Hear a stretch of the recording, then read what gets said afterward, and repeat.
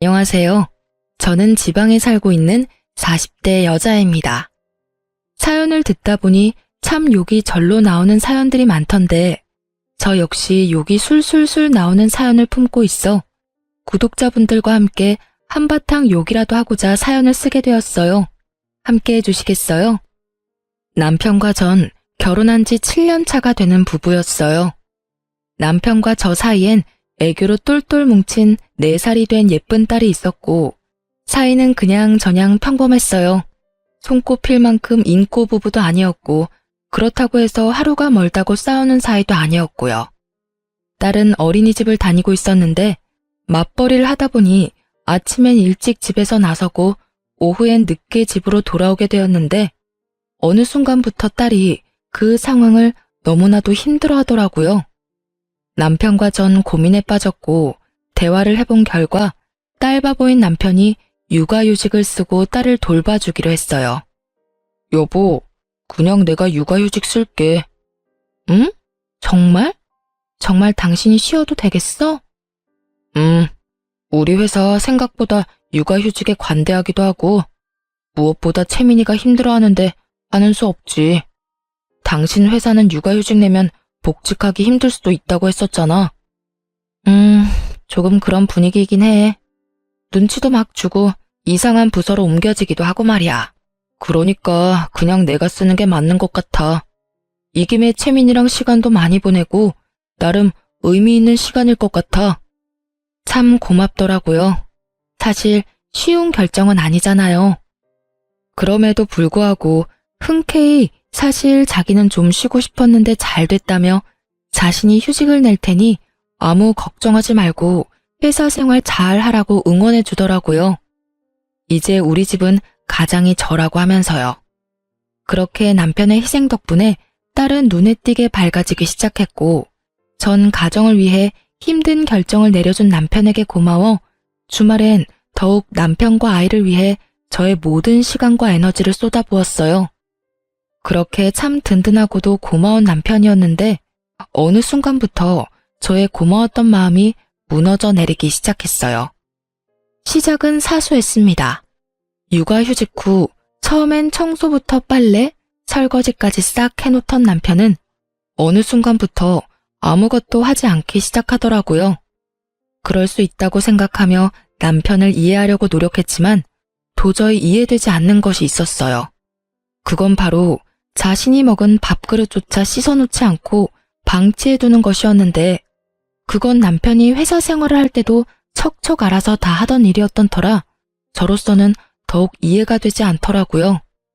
남편이 휴직을 한다고 해서 딸이 어린이집을 나가지 않는 것도 아니고 다 해놓은 국에 반찬에 밥만 퍼서 먹고 그 그릇 정도야 씻을 시간이 충분할 텐데 그마저도 하지 않는 건 해도 너무한다는 생각이 들었어요.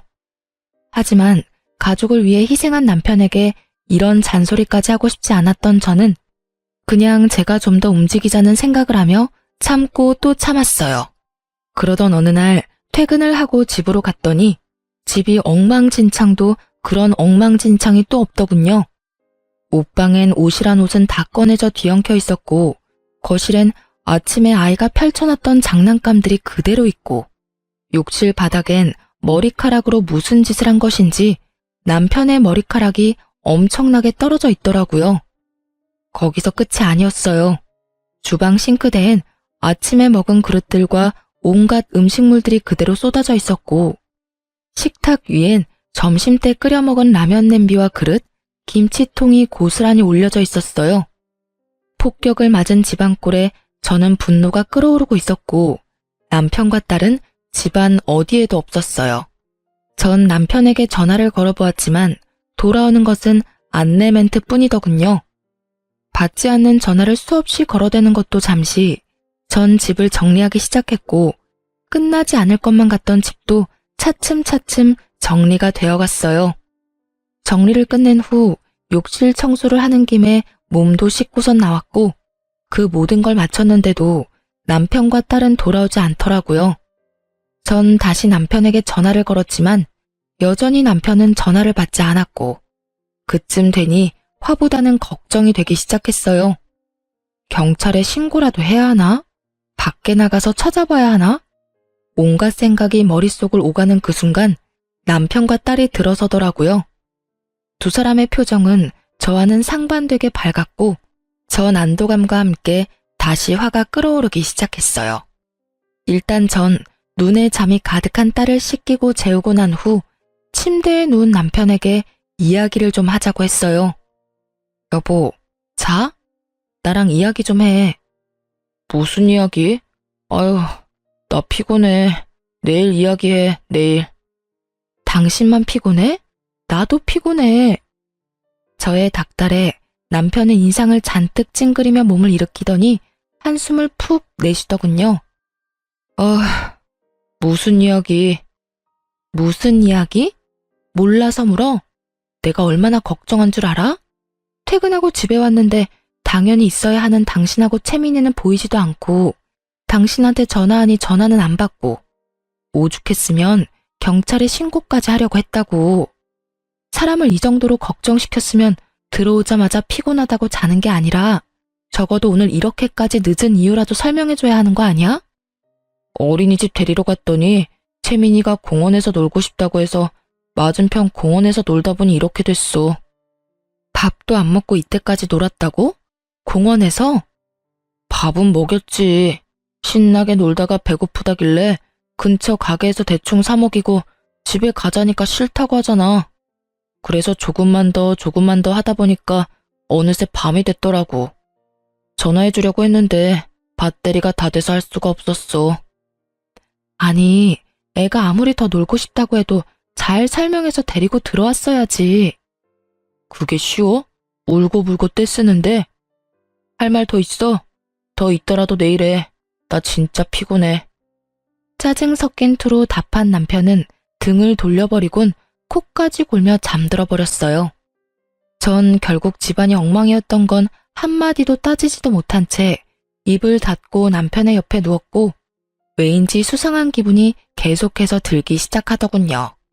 그 이후에도 남편은 가끔 딸과 함께 밖에서 늦은 시간까지 시간을 보내고 들어왔고 그때마다 집은 더 엉망인 건 물론이고 연락조차 되지 않았죠. 그런 남편의 행동이 몹시 수상했지만 혼자도 아니고 딸까지 데리고 나가서 이상한 짓을 할 리도 없다고 생각했죠. 혹시나 하는 마음에 딸에게 아빠와 놀다 오니 좋냐고 물어보았더니 엄청나게 좋다며 아빠가 이것저것 하며 놀아줬다고 자랑하는 걸 보니 딸과 함께 놀다 오는 것은 확실해 보였어요. 그래서 전 남편에게 딸과 노는 것도 좋고 늦는 것도 좋고 다 좋은데 다른 건 몰라도 이렇게 늦는 날엔 제가 걱정하지 않게 연락이라도 하라고 했고 남편은 귀찮아 죽겠다는 얼굴로 알겠다고 하더군요. 그날 이후 남편이 그따구로 구니 저 역시 남편에 대한 고마움은 사라지고 있었고 이상한 기류마저 풍기니 점점 예민해지더라고요.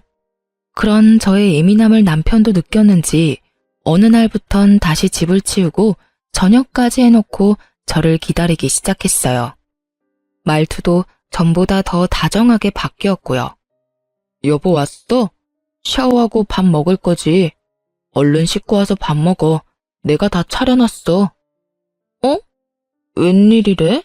밥상까지 다 차려놓고. 웬일은 무슨. 이제 내가 살림 잘 살아줄 테니까 당신은 집안일 신경 끄고 바깥일이나 잘해. 어쩐지 수상한데? 뭐, 돈 필요해? 돈은 무슨, 나도 돈 있어요. 이상한 소리 하지 말고 얼른 씻고 오기나 해. 나도 배고파. 이렇게 말하며 제 등을 떠미는데 기분이 좋아야 하는데 왜인지 수상하더라고요. 왜 그런 거 있잖아요. 좋은 일 있는 사람이 묘하게 들떠서 과한 친절을 베푸는 딱 그런 사람 같더라고요. 전 남편의 행동이 더욱 의심스럽게 느껴졌고 그렇게 남편을 주시하고 있는데 아이의 어린이집 체육대회 날이 다가왔어요. 남편과 전 체육대회에 참가하게 되었고 그날 전 남편이 왜 그렇게 수상했는지 비로소 알게 되었습니다. 딸아이의 담임 선생님은 상냥하고 선한 인상의 처녀 선생님이었는데 남편과 주고받는 인사에서 과한 친근함이 느껴졌어요. 어머, 채민이 아버님 오셨어요? 오늘 멋지게 하고 오셨네요. 에이, 멋있어봤자 아저씨인데요, 뭘. 그런 말씀하시는 선생님이야말로 오늘 예쁘신데요? 운동복도 잘 어울리시네요. 그래요? 감사합니다, 아버님. 그저 선생님과 학부모의 대화라기엔 친밀감이 너무 높아 보여 기분이 이상했지만 그저 등원뿐 아니라 하원까지 도맡아 해주는 아빠가 드문 경우이니 더욱 신경을 써주는가 보다 하고 생각하려고 했죠. 그 생각이 얼마나 어리석은 생각인지 깨닫는 데까진 오래 걸리진 않았죠. 전 신경 쓰이는 마음을 누른 채 최대한 행사에 집중하려고 했고 체육대회는 끝을 향해 가고 있었어요.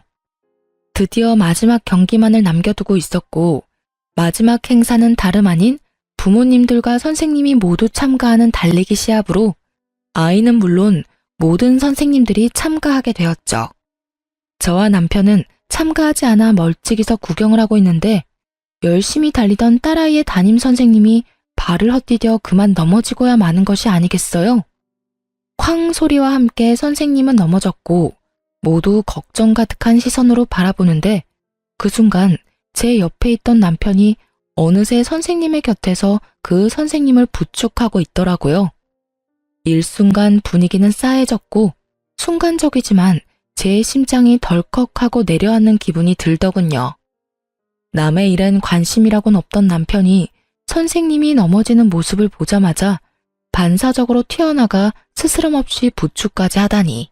저는 차라리 눈을 감아버리고 싶었지만 최대한 아무렇지 않은 척 애써 미소를 지어 보였고 이상한 분위기를 감지한 원장님이 나서 그 선생님을 데리고 가는 바람에 상황은 일단 일단락이 되었어요. 집으로 돌아오는 길, 남편은 아무 말이 없었고 저 역시 말을 하고 싶지 않았어요.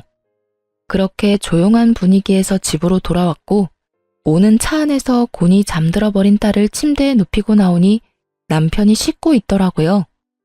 떨어지는 물소리를 들으며 아무리 좋게 생각해 보려고 해봤지만 생각하면 할수록 남편의 행동이 수상하고 이상했어요. 그렇게 상상의 나래를 펼치고 있는데 남편이 식탁 위에 올리고 간 휴대전화가 울리는 것이 아니겠어요?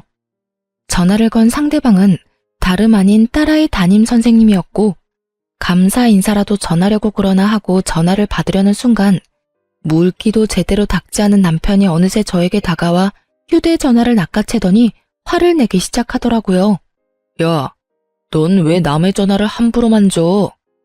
야라니, 남이라니요. 이때껏 아무리 화가 나도 야라는 호칭은 쓰지 않았던 남편인데 휴대전화 좀 만졌다고 불같이 화를 내니 너무 당황스럽기도 황당하기도 하더군요. 묻지도 않고 만져서 미안한데 전화가 와서 그랬어. 그런데 담임 선생님이 왜 당신한테 전화를 하는 거야? 따로 전화할 일이 뭐 있다고? 감사 인사 정도야 문자로 해도 되고 굳이 전화할 일이 없잖아. 그걸 내가 어떻게 알아? 내가 전화 걸었어? 하여튼 2번 다신 남의 물건에 손대지 마. 알겠어? 더욱 화를 내던 남편은 다시 욕실로 들어가 버렸고 전 차분하게 머릿속을 정리했어요. 지나치게 친근해 보였던 두 사람. 선생님이 넘어지자마자 반사적으로 튀어나가 서슴없이 부축하던 남편의 손길. 그리고 방금 전화까지. 설마는 확신이 되어갔고 그럴수록 전 더욱 차분해졌죠. 생각이 정리될 때쯤 남편이 나왔고 남편에게 묻고 싶은 이야기는 많았지만 참고 또 참으며 최대한 아무렇지 않게 남편을 대했어요. 평소와 다름없는 제 모습에 남편은 안심이란 걸 하는 듯했고 그렇게 주말이 지나 월요일이 되었죠. 전 평소와 마찬가지로 출근을 한다며 집에서 나와 예약해두었던 렌터카를 타고 남편을 뒤쫓기 시작했어요. 확신은 가득했지만 이 모든 확신들이 진실인지 제 두 눈으로 확인하고 싶었거든요. 주로 남편이 늦게 오는 날이 월요일, 목요일이었던 터라 미행의 날을 월요일로 정했고 저의 미행은 그렇게 시작되었어요. 오전엔 이상할 것 없이 평범하게 흘러가더군요. 딸을 어린이집에 데려다 준 남편은 곧바로 집으로 돌아왔고 어떤 외출도 없이 집에서 시간을 보냈어요. 문제는 딸이 하원하고 난 후부터 이어지더군요. 딸이 하원을 하고 난 후 어린이집 놀이터에서 놀던 두 사람은 선생님이 퇴근할 시간에 맞춰 서둘러 차를 타고 출발하는 거 아니겠어요? 그렇게 출발한 차는 어린이집이 보이지 않을 거리에 멈춰섰고 어디선가 나타난 선생님이 그 차에 자연스럽게 타는 것을 보게 되었죠. 그 뒤로 이어진 상황들은 경악스러움의 연속이었어요.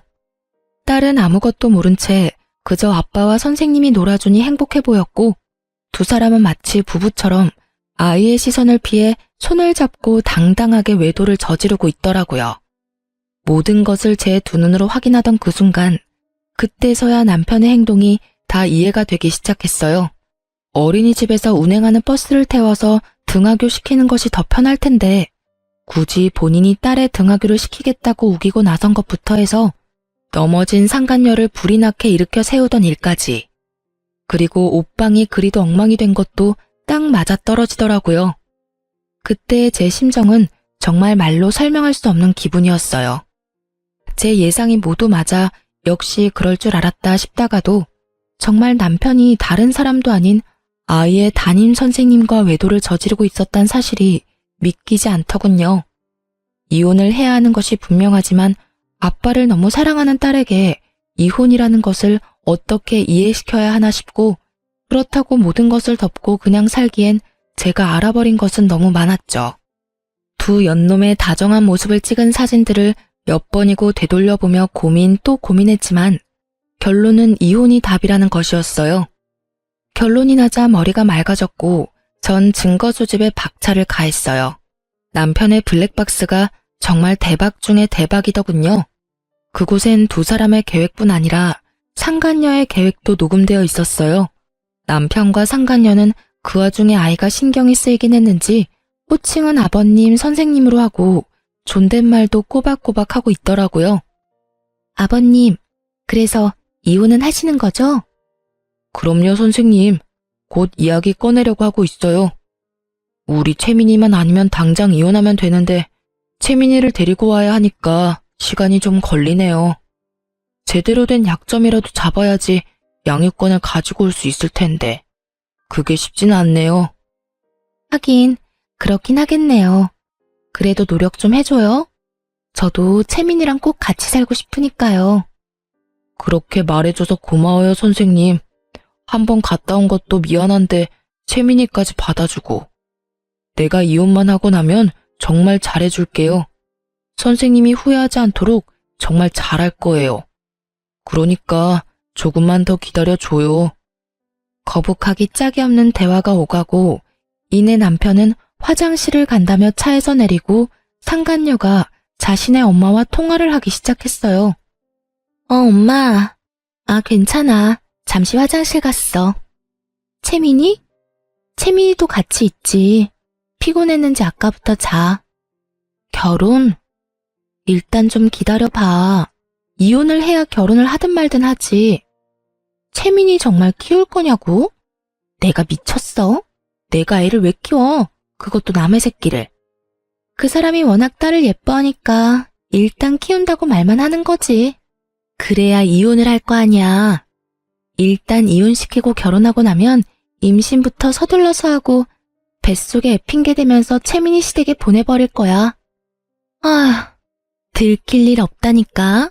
그 여자 눈치라고는 없어서 체육대회 때 그런 일까지 있었는데도 아무것도 모르고 있다고 하더라니까.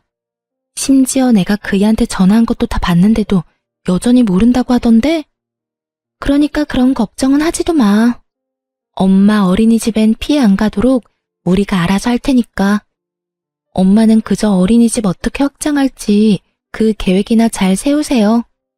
알고 보니까 그의 능력만 좋은 게 아니라 집도 잘 살더라니까. 내가 시집가서 아들 하나만 딱 낳아주면 게임 끝이라니까. 그래. 그러니까 엄마는 아무 걱정하지 말고 어린이집 계획이나 잘 세우세요. 나한테 물려줄 어린이집 잘 키워달라고요. 그이 온다. 이만 끊어. 참 대단한 여자더라고요. 유부남 꼬셔서 이혼시키는 것도 뻔뻔하다 싶은데 애까지 뺏어가다뇨. 심지어 그 애는 바로 시댁에 버릴 계획까지 세우고 있다니. 거기다 명색에 어린이집 원장이라는 여자는 자기 딸을 말리기는커녕 이 미친 계획을 돕고 있었다니 정말이지 제대로 난년이긴 하더라고요. 그 뒤로는 굳이 들어보지 않아도 뻔했기에 더는 듣지 않았어요. 이미 다스릴 수 없을 만큼 화가 나 치가 떨려왔고 남편도 남편이었지만 상간녀만큼은 절대로 용서할 수 없는 지경이었어요. 전 확실하게 하기 위해 며칠에 걸쳐 증거들을 더 모았고 변호사를 만나 상담까지 마쳤어요. 모든 준비가 끝난 후 전 딸과 함께 친정으로 가기로 했죠. 여보, 그동안 고생 많이 했어. 애 보느라 살림 사느라 힘들었지? 내가 채민이 데리고 친정에 가서 며칠 지내다 올 테니까 자유 남편 좀 해. 오랜만에 친구도 좀 만나고 술도 마시고 간만에 자유를 좀 누려. 진짜? 며칠이나 있다가 올 건데? 나 정말 쉬어도 돼? 그럼 정확히 날짜는 모르겠는데 이틀은 일단 있지 않을까? 아무튼 푹 쉬어. 당신이 생각하는 것보단 오래 있다가 올 거야. 제 말에 남편의 얼굴엔 웃음꽃이 피었고 전 입이 귀에 걸린 남편을 뒤로한 채 친정으로 와버렸어요. 친정에는 진작 상황을 설명했던 터라 저와 딸을 반겨주셨고 부모님들 덕분에 전 이혼에만 집중할 수 있었어요. 남편은 저의 예상대로 상간녀를 집에 불러들였고 모든 장면을 홈 CCTV를 통해 지켜보고 있었습니다. 자기야, 나왔어. 여기가 자기 집이야? 그럼 내 집이지. 와, 진짜 좋은데? 우리도 결혼하면 이렇게 좋은 집에서 사는 거야? 이거보다 더 좋은 집에서 살아야지. 그 여자 맨몸으로 내쫓고 여기보다 더 좋은 집에서 자기랑 나랑 채민이랑 행복하게 살자. 그래. 우린 정말 행복하게 살 수 있을 거야. 내가 그렇게 만들어줄 거거든. 그나저나 그 여자는 웬일로 채민이까지 데리고 친정에 갔대? 나도 몰라. 나보고 그동안 수고했다면서 좀 쉬라고 그러던데. 하긴 우리 자기 수고하긴 했지. 나랑 바람 피우느라. 그동안 고생했는데 내가 피로 쫙 풀리게 안마라도 해줄까? 진짜? 좋지. 더는 구역질이나 볼 수가 없더라고요. 모든 상황은 녹화가 되고 있었고 전 휴대전화도 끄고 눈도 그냥 감아버렸어요. 눈을 감으니 그간 남편과의 추억들이 차례대로 스쳐가더군요. 첫 만남에 설렜던 순간부터 결혼을 결심하게 된 순간들, 결혼식, 그리고 처음 딸아이를 품에 안는 순간까지도요. 그 추억의 끝은 남편의 외도였고 그제야 마음속에서 모든 것이 정리되는 느낌이 들었어요. 이혼하겠다고 마음먹은 것과는 별개로 그 순간까지도 남편에 대한 미련 비슷한 것들이 남아 저를 힘들게 하고 있었는데 비로소 그때 모든 것이 떨쳐지더라고요. 그 다음날 모든 증거를 가지고 아이들이 제일 많이 등원하는 시간에 맞춰 어린이집으로 향했어요. 어린이집에 도착하니 저의 계획대로 아이들을 등원시키고 모여 이야기하는 학부모들이 꽤 있더라고요. 심각한 표정의 제가 어린이집에 들어서자 모든 시선이 저에게 향했고 전 그대로 어린이집 현관 입구로 향했어요. 입구엔 보조 선생님이 계셨는데 심각한 표정의 저를 발견하곤 부탁하지도 않았는데 상간녀를 불러주더라고요. 누구보다 밝게 가식적인 표정으로 나오던 상간녀는 저를 발견하곤 표정이 굳어버렸고 타이밍 딱 맞춰 남편 놈도 불이 나게 뛰어와 제 옆에 서더군요. 사실 제가 출발하기 전 좋은 구경시켜줄 테니 어린이집으로 오라고 문자를 보냈었거든요. 사건의 주인공들이 다 한자리에 모였고 대화를 시작하기 전 남편의 자리를 다시 정해주었어요. 제 옆이 아닌 상간녀의 옆으로 말이죠. 여기 말고 네가 사랑하는 여자 옆에 가서 서. 제 말에 적잖게 당황한 남편놈은 반사적으로 부인을 하고 나서더군요. 그게 무슨 말이야. 사랑하는 여자라니. 채민이 엄마, 이분 채민이 담임 선생님이잖아. 남편은 부인하기 바빴고 상간녀는 붉어진 얼굴을 진정시키기 위해 촌부채질을 열심히 하고 있더라고요. 그 와중에도 저와 상간녀의 눈치를 살피는 남편놈의 행동은 제 화를 더 돋우는데 부족함이 없었죠. 전 그 자리에서 준비했던 증거를 두 사람에게 던져주었어요. 몇 장의 사진은 두 사람의 얼굴로, 몇 장의 사진은 바람에 날려 어린이집 정원에 떨어졌죠. 모여있던 학부모들은 앞다투어 사진을 줍기 바빴고 두 사람은 차마 사진을 줍지도 못하고 곁눈질로 사진을 보기 바쁘더군요. 무슨 말인지 정말 몰라서 그딴 말을 짓거리는 거야? 너 육아휴직 내고 애를 보는 게 아니라 여자를 보고 살았더라? 좋았니? 행복했어? 왜? 젊은 여자랑 같이 살 생각하니까 절로 웃음꽃이 폈어? 저는 언성을 높이며 소리를 질러버렸고 남편과 상간녀의 얼굴은 빠른 속도로 새파랗게 질려가기 시작했어요. 큰 소리까지 치며 난동 아닌 난동을 부리는 저로 인해 무슨 일인가 싶었던 다른 선생님들이 밖으로 나오고 많이 흥분한 듯한 저를 말리는가 싶더니 떨어진 사진들을 발견했는지 저마다 입을 가리며 경악을 금치 못하더라고요. 어머, 이게 다 뭐래요? 이거 채민이 아버님이랑 정 선생님 아니에요? 에이, 설마요. 어떻게 그런 짓을 해요? 아니라고 하기엔 지금 분위기가 좀 그렇잖아요. 많이 놀란 선생님이 저마다 한마디씩 하는 사이 기다리던 사람이 뛰어나오더군요. 그 사람은 바로 이 어린이집의 원장이자 상간녀의 엄마였어요. 이게 다, 채민이 어머님, 정말 죄송합니다. 이런 일이 일어나고 있는지 정말 꿈에도 몰랐어요. 정말 죄송합니다. 거듭 아무것도 몰랐다며 저에게 고개 숙여 용서를 구하던 원장은 큰 결심을 했다는 듯 이런 말을 하더라고요. 제가 직원 교육을 잘못시켜도 한참 잘못시켰습니다. 책임지고 해고하고 이 바닥에 다신 발도 못 붙이게 할 테니 힘드시겠지만 일단 진정 좀 해주세요, 어머님. 진정? 지금 내가 진정하게 생겼어요? 암요. 진정하시기 힘드시다는 거 저도 잘 압니다. 그러면 다른 학부모님들도 다 보고 계시고 일단 들어오셔서 이야기 나누실까요? 코웃음이 다 나더라고요. 상간녀와 남편의 관계를 진작 다 알고 있었다는 것을 블랙박스를 통해 다 알고 있는데 이리 소름을 끼치는 연기를 펼치며 아무것도 모르는 척을 해대니 코웃음이 날 정도로 어이없을 수밖에요. 저기요, 직원 교육은 둘째치고 딸 교육은 어떻게 했길래 이딴 짓을 벌일 수가 있죠? 네? 어머님, 그게 무슨 말씀이신지. 다 알고 있으니까 발뺌할 생각도 하지 마세요. 이 여자, 당신 딸이잖아. 아니 도대체 딸 교육을 어떻게 했으면 학부모이자 유부남인 남자와 놀아날 수 있는지 딸 키우는 입장에서 도저히 이해가 안 되네. 그걸 어떻게 아무도 모르는 사실인데? 지금 어떻게 알았는지가 중요해. 내가 뭘 얼마나 더 아는지는 궁금하지 않은가 봐. 나 당신네들 통화하는 것도 다 들었어. 뭐? 일단 이혼부터 시키고 임신부터 해서 내 딸을 시댁으로 보내버린다고? 그게 인간이 할 말이야? 그게 아이들을 보살피는 선생 입에서 나올 말이냐고. 저는 다시 한번 악에 받쳐 소리를 질러버렸고 제 말에 모여있던 학부모들은 경악을 금치 못한다는 표정을 지어 보이더군요.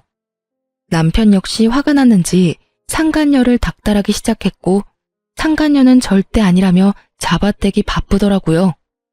이 말이 전부 사실이야? 우리 채민이 버릴 생각이었어? 아니야, 자기야. 상간녀의 입에서 나온 자기라는 단어는 다시 한번 구경하고 있던 학부모들의 탄성을 자아냈고 상간녀는 그 모든 것이 상관없다는 듯 말을 이어나가기 시작했어요. 내가 채민이 정말 많이 사랑하고 아끼는 거 누구보다 자기가 더 잘 알잖아. 자기 생각 안 나? 내가 어떨 땐 채민이 엄마보다 더 채민이를 사랑하는 것 같다며. 그런 내가 채민이를 버리다니 다 거짓말이야. 나 믿지? 날 믿어야 해. 상간녀의 혼신의 힘을 다한 연기에 남편은 의심 가득한 눈초리로 저를 봤고 이런 상황을 예상했던 전 휴대전화를 꺼내 옮겨놓았던 파일을 틀어주었죠. 상간녀가 통화하는 목소리가 울려 퍼지고 상간녀의 민낯을 알아버린 남편은 충격에 빠진 듯 그대로 주저앉아 버리더군요. 그런 남편에게 전 한마디 던져주고 충격의 도가니가 된 어린이집을 빠져나왔습니다. 그래도 얼마나 다행이니? 채민이에 대한 마음은 거짓이었어도 널 사랑하는 마음만큼은 진심이라고 하니. 그러니까 채민이는 포기하고 젊고 예쁜 여자랑 잘 먹고 잘 살아봐 어디. 얼마나 잘 살지는 잘 모르겠지만 말이야. 그렇게 집으로 돌아온 저는 남은 짐을 싸고 있었어요. 그렇게 한참 짐을 싸고 있으니 남편과 상간녀 그리고 원장까지 차례대로 집으로 들어오더라고요. 줄지어 들어온 세 사람은 저의 눈치를 살피더니 모두 제 앞에 무릎을 꿇고 앉아 빌기 시작했어요. 어머님, 두 사람 헤어지기로 했습니다. 제 모자란 딸도 많이 반성하고 있으니 한 번만 용서해 주시면 안 될까요? 제가 어떻게 해서든 어머님께서 받으신 마음의 상처 보상해 드리겠습니다. 원하시는 방법으로 그게 뭐든 어떻게 해서든 보상할 테니 학부모님들겐 모든 것이 오해였다고 거짓말 좀 해주시면 안 될까요? 이렇게 부탁드릴게요. 손이 발이 되게 빌던 원장은 상간녀의 팔을 툭 하고 쳤고 원장의 닭달에 상간녀 역시 싹싹 빌며 이어 말하기 시작했어요. 어머님, 제가 잠시 미쳤었나 봐요. 애들한테 치이고 일도 힘들다 보니 절대 채민이 아버님 만나는 일 없을 겁니다. 맹세할 수 있어요. 못 믿으시겠다면 각서까지 써드릴 수 있어요, 저. 상간녀의 말이 끝나자 기다렸다는 듯이 남편놈이 말을 하기 시작하더군요. 그래 여보, 우리 정말 헤어졌어. 다신 이 여자랑 만나는 일 따윈 없도록 할 테니 제발 이웃만은 이야기하지 말아줘. 이번 한 번만 당신이 용서하고 넘어가주면 내가 정말 죽을 때까지 잘할게. 그러니까 제발 한 번만 그냥 넘어가주라. 내가 이렇게 빌게. 정말 눈물 없이 들을 수 없는 반성들이더군요. 어쩌면 그렇게 예상에서 한치도 벗어나질 않는지. 듣는 내내 지겨워서 하품을 크게 하는 바람에 눈물이 다 났지 뭐예요? 전 목이 빠져라 제 대답을 기다리는 세 사람을 향해 답을 해주었어요. 원장님, 어떤 보상을 어떻게 해줄 생각인지는 잘 모르겠는데 전 보상 같은 거 필요 없어요. 억만금을 가져다 준다고 한들 난도질 당한 마음이 멀쩡해지겠어요? 그러니 그 되지도 않는 잔머리 그만 굴리세요. 전 보상이 뭐든지 간에 절대로 다른 학부모님들한테 거짓말할 생각도 해명할 생각도 없으니까요. 제 말에 원장은 절망스러운 표정으로 저를 바라보며 다시 설득을 해보려 입을 뗐지만 그런 원장의 눈을 외면하고 상간녀를 똑바로 보며 말했어요. 넌 이 남자하고 헤어질 필요 없어. 네? 그게 무슨 말씀이세요? 헤어질 필요가 없다뇨. 말 그대로야. 내가 이 남자 너 줄 테니까 그냥 가져. 네가 데리고 살라고. 그렇게 사랑한다고 해놓고 헤어지긴 왜 헤어져? 그냥 둘이 행복하게 잘 살아봐. 단, 넌 다신 선생질하며 살 생각은 하지도 마.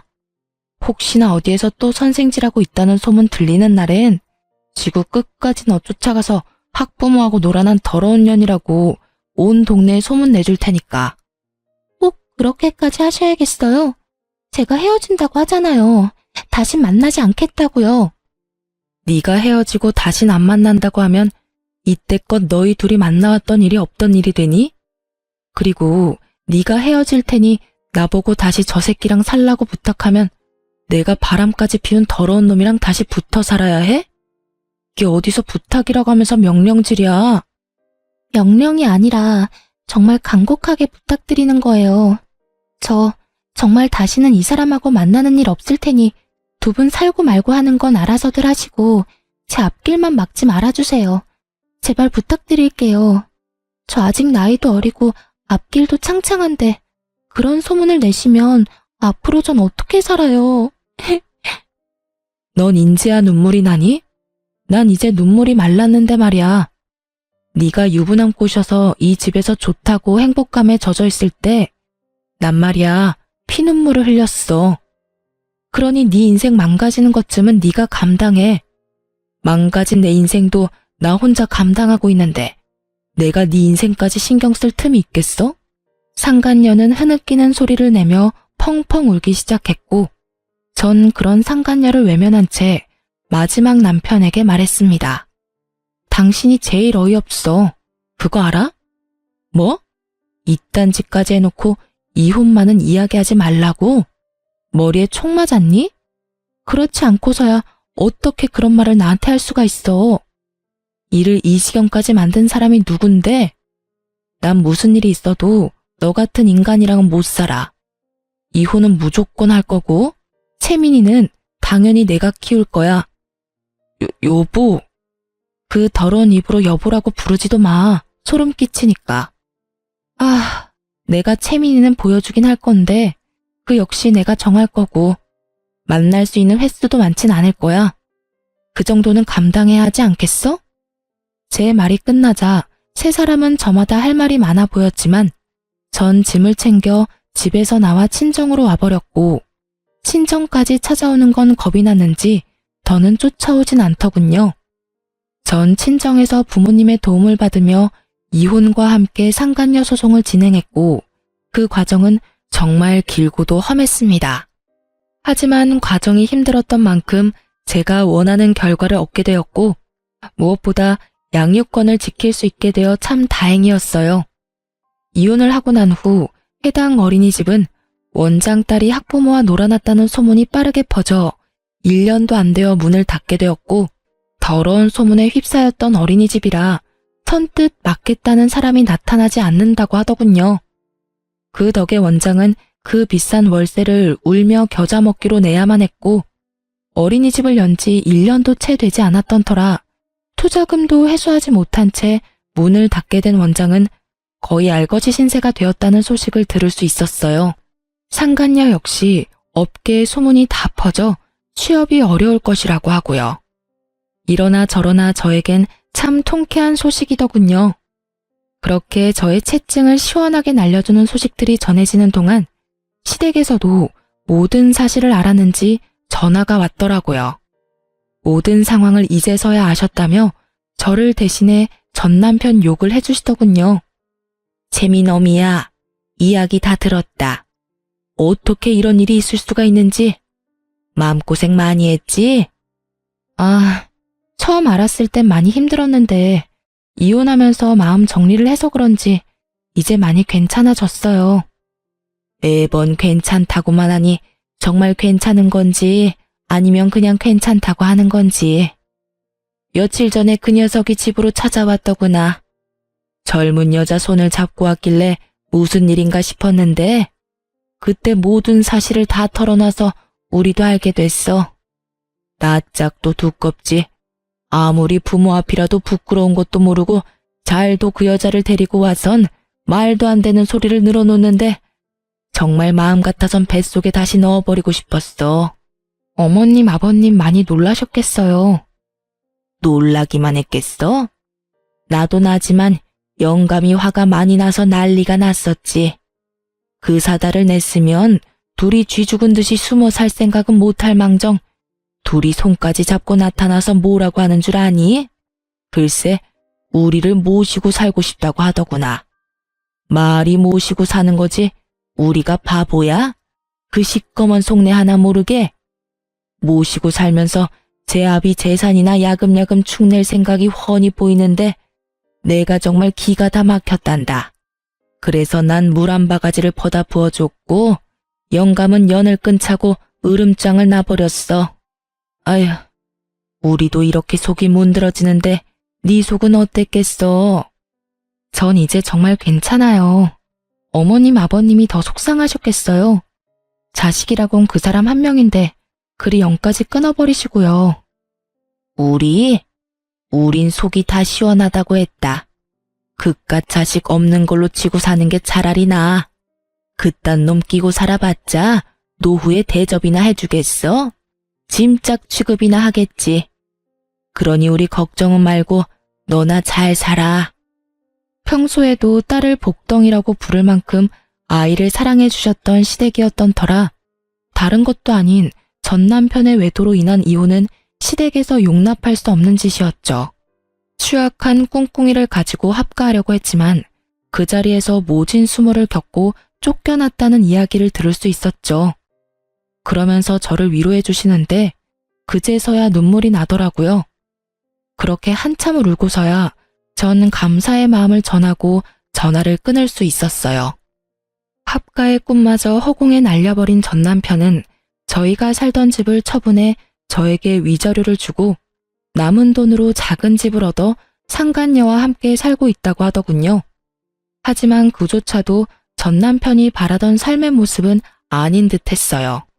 한 번은 딸 때문에 어쩔 수 없이 전 남편과 함께 밥을 먹어야 하는 날이 있었는데 저의 손을 잡더니 이런 말을 다 하더라고요. 나 그 여자랑 도저히 못 살겠어. 그래서 하는 말인데 당신이 나 좀 다시 받아주면 안 될까? 나 말고 채민이 봐서라도 마음 한 번만 돌려주라. 응? 이 무슨 어이없는 말인지 모르겠더라고요. 아이를 생각한다는 인간이 아이의 선생과 바람이나 가정을 산산조각은 내놓고 이제 와서 아이를 들먹이며 재결합을 하자니요. 거기에다 이혼 후 반성하며 혼자 사는 것도 아닌 버젓이 다른 여자와 살림을 차려놓고선 이제와 받아달라고 애원하는 꼴이라니. 정말 기가 막히더군요. 전 남편의 말을 듣자마자 재빨리 전화기를 꺼내 상간녀에게 전화를 걸었고 이 모든 사실을 빼놓지 않고 그대로 상간녀에게 전해줬어요. 여보세요? 지금 당신과 함께 사는 남자랑 만나서 밥을 먹고 있는데 이 인간이 글쎄 당신 같은 여자랑 도저히 못 살겠다고 다시 받아달라고 애원하네요? 혹시 합의된 상황인가요? 이런 저의 행동을 보던 전 남편은 제 휴대전화를 거칠게 빼앗아 소리를 지르며 화를 내더군요. 너 이게 뭐 하는 짓이야? 아무리 그렇다고 해도 그 여자한테 전화를 하면 어떡해? 너 미쳤어? 전 남편의 고성에 딸은 놀라 울기 시작했고 전 그런 딸을 품에 안고 달래며 전 남편에게 단단히 경고해 주었어요. 또다시 그런 말도 안 되는 소리를 짓거렸다간 그 여자랑 삼자대면이라도 하게 될 테니 두 번 다신 헛소리할 생각도 하지 마. 이렇게 말한 저는 자리를 떠버렸고 그 후론 예상치 못한 소식이 들려왔어요. 그 소식은 상간녀와 전 남편의 소식이었는데 저의 전화로 시작된 두 사람의 불화는 사그라지기는커녕 점점 커져만 갔고 결혼식까지 올린 두 사람은 1년도 채 되지 않아 이혼을 하게 되었다고 하더군요. 이혼을 하며 상간녀에게 마저 위자료를 뜯긴 전 남편은 더욱 작은 집으로 옮겨갔고 상황이 어려워지자 그렇게 사랑한다던 딸의 양육비마저 들어오지 않기 시작했어요. 때마침 딸은 전 남편이 소리를 지르며 악을 쓰던 모습이 뇌리에 박혀버렸는지 전 남편과 만나는 것을 힘들어하기 시작했죠. 이혼을 할 당시 양육비를 주지 않으면 딸과 만나지 못할 거라는 각서를 썼던 터라 잡음 없이 전 남편에게 보여주지 않게 되었고 전 남편 역시 찾아오는 일은 없었어요. 그렇게 사랑한다고 하루라도 못 보면 죽을 것처럼 굴더니 힘들어지니 바로 딸부터 버리는 꼴이 한심하면서도 참 그 인간 말종에게 잘 어울리는 짓거리라고 생각했네요. 그렇게 완전히 전 남편과의 연을 끊어버린 전 딸과 함께 아주 잘 지내고 있습니다. 이혼 직후 친정에서 지내던 저희 모녀는 얼마 전 친정에서 가까운 곳으로 집을 얻어 딸과 함께 살아가고 있어요. 혼자 아이를 키운다는 것이 생각보다 더 힘든 일이지만 딸의 밝은 미소를 보면 그 어떤 어려운 일이라도 충분히 해낼 수 있을 것만 같아요. 얼마 전엔 전 남편이 양육비를 주지 않고 있다는 소식을 들으셨는지 전 시어머니에게서 연락이 와 만나게 되었어요. 어머님이 저희 딸을 꼭 안아주시며 손녀와 한참을 이야기 나누시더니 저에게 통장을 하나 내미시더라고요. 재미너미야, 이거 바꿔라. 이게 뭐예요, 어머님? 이거 채민이 통장인데 언제부터 만들어 놓고선 이제서야 주는구나. 채민이 통장이요? 그래, 우리가 채민이한테 미리 주는 유산이야. 너한테 주는 거 아니고 채민이한테 주는 것이니 행여나 돌려줄 생각은 하지 말고 그냥 받아두거라. 전 주신 통장을 열어보았고 그 안엔 생각보다 꽤 큰 금액이 들어있더라고요.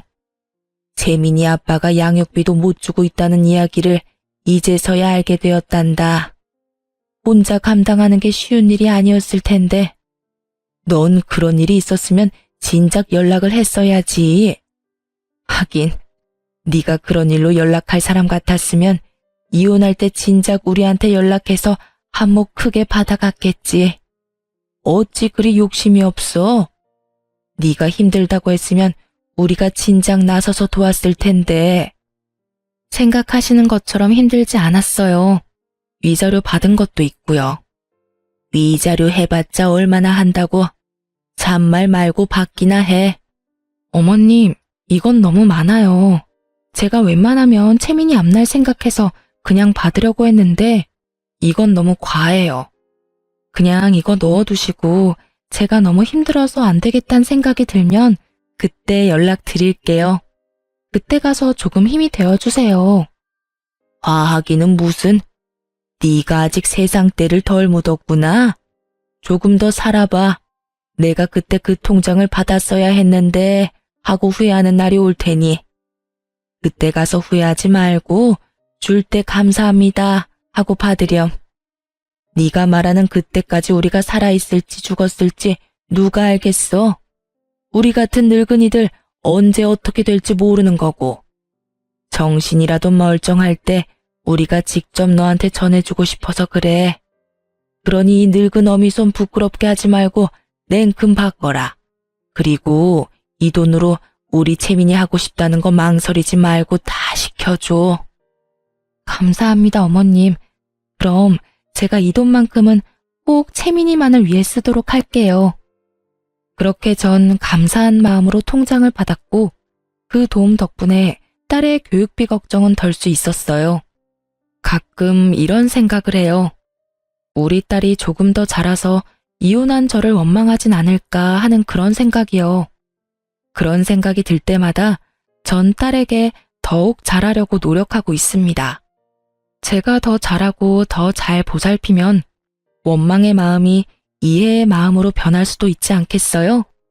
앞으로도 전 딸과 함께 더 많은 것을 보고 더 많은 것을 경험하며 그렇게 함께 지내볼 예정이에요. 이로써 저의 사연은 끝이 났네요. 긴 시간 저의 사연 들어주셔서 감사합니다.